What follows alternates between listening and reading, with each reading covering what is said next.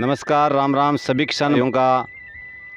और आप देख रहे हैं आपनो शेखावाटी यूट्यूब चैनल, और चैनल पर सभी भाइयों का हार्दिक स्वागत है। प्यारे किसान भाइयों, आज हम मिलने आए हैं एक ऐसे भेड़ पालक से जो कि पुश्तों से भेड़ पालन व्यवसाय कर रहे हैं, और हम इनसे नई नई जानकारी लेने के यहाँ पहुँचे हैं। तो हम बातचीत करते हैं शैतान सिंह जी से। तो आइए। राम राम जी। राम राम शाह, राम राम शाह। शैतान सिंह जी, आप भेड़ पालन व्यवसाय कितने सालों से कर रहे हैं? 30-35 साल होगी साहब। अच्छा।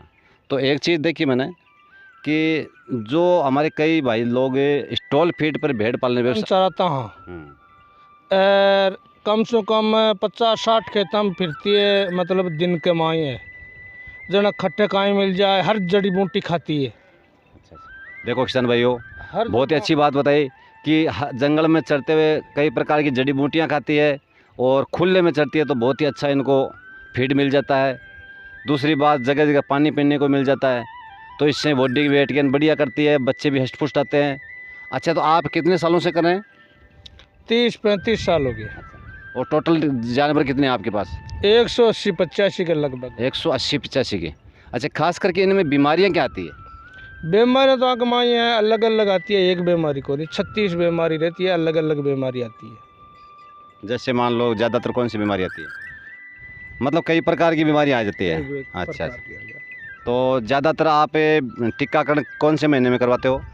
टीका तो बिया लागता ही रहे का, अच्छा। हर महीना का मार टीका लागता ही रहे। जो कुछ जानकारी आदमी है ना, वो हर महीना में देते ही रहे टीका का। और जो हमारे दर्शक देख रहे हैं, हाँ। जो स्टॉल फीड पर रख रहे हैं, उनको मतलब थोड़ी बहुत देर के लिए चराना ज़रूरी चाहिए या नहीं चाहिए? नहीं, जरूरी चाहिए। बारह रियाड़ा के माए राखनी नहीं चाहिए, भेड़ नहीं चरानी तो बारह ही चरानी, मतलब नहीं राखनी नहीं चाहिए। उनसे मतलब क्या है कि बाहर चराते हैं तो उनका खून भी सर्कुलेशन बढ़िया करता है।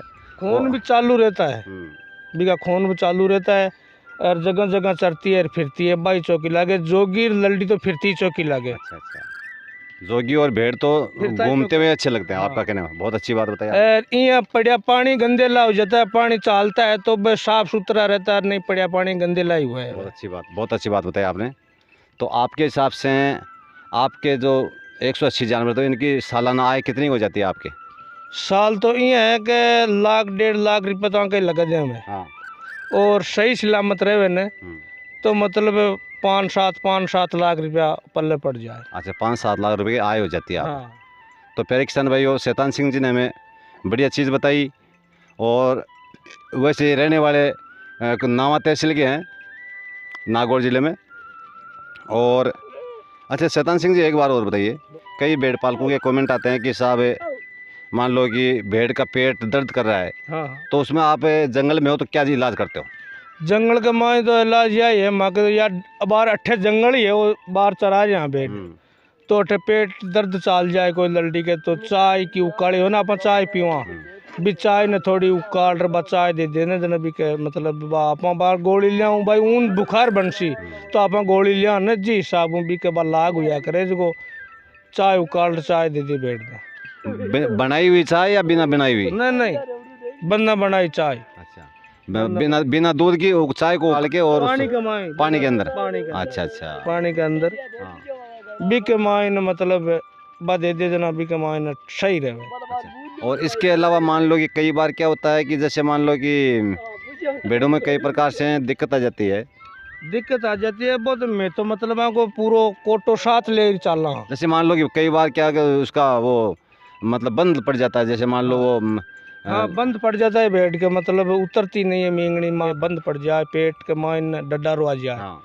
तो बिन एक तो मीठा सोडा भी खुले है। हाँ। और मीठा सोडा नहीं तो तेल और दूध और चीनी गेरो, सरसों का तेल, दूध और चीनी। हाँ, चीनी उसका काढ़ा दियो, उससे फायदा होगा। हाँ, चीनी खूब गेरो।